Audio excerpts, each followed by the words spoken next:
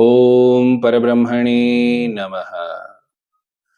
પદ્મપુરાણના ઉત્તરખંડના 46મા અધ્યાયમાં યુધિષ્ઠિરના પૂછવાથી ભગવાન શ્રી કૃષ્ણે આમલકી એકાદશી વ્રતનું મહાત્મ્ય કીધું.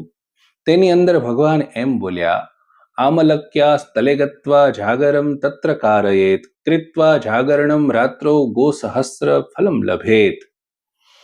આમલકી એકાદશીએ ઉપવાસ કરી જે વ્યક્તિ રાત્રે આંબળાના વૃક્ષ તળે જઈ ભગવાનનું સ્થાપન કરી એમની પૂજા કરે છે અને સવાર થતા જે આંબળાના વૃક્ષ નીચે પ્રતિષ્ઠિત ભગવાનને આંબળાના વૃક્ષ સાથે 108 પ્રદક્ષિણા કરે છે, રાત્રે જાગરણ કરે છે, ભગવાનનું સ્મરણ ધ્યાન કીર્તન કથા કરે છે, તેને ગો સહસ્ર ફલમ લભેત.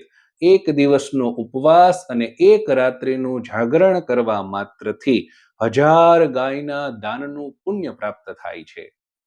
વળી આ જ અધ્યાયની અંદર આ એકાદશીને વધારે મહાપુણ્યશાળી ત્યારે કહેવામાં આવી છે કે જ્યારે બારસને દિવસે પુષ્ય નક્ષત્ર બેસી જતું હોય ત્યારે આ એકાદશીનું મહાત્મ્ય સામાન્ય એકાદશી જે આમલકી આવે છે તેના કરતા ઘણો બધો વધી જાય છે અને તેનો અપરંપાર મહિમા થાય છે.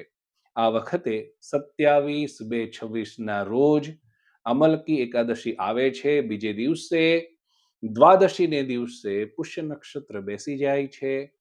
એક દિવસમાં 1000 ગાયનું દાન પુણ્ય પ્રાપ્ત કરી શકીએ છીએ. આ અલભ્ય અવસર છે. ઘણા લોકો જે સિટીમાં રહેતા હોય તેને આંબળાનું ઝાડ ન મળે તો પ્રયત્નપૂર્વક આંબળા શોધી લાવો, ભગવાન પાસે 3 4 5 આંબળા મૂકો અને રાત્રે જાગરણ કરી અને માનસિક ભગવાનને આંબળાના વૃક્ષ નીચે આપણે બેસાડ્યા છે એવી ભાવના કરીને પૂજા કરો તો પણ આ ફળ પ્રાપ્ત થઈ શકે છે. આ માહિતી અત્યંત ઉપયુક્ત છે, આને જરૂર શેર કરજો અને આ અલભ્ય લાભ જરૂર લેજો. આવી જ શાસ્ત્રીય માહિતી માટે આ ચેનલને જરૂર સબસ્ક્રાઇબ કરો. ધન્યવાદ.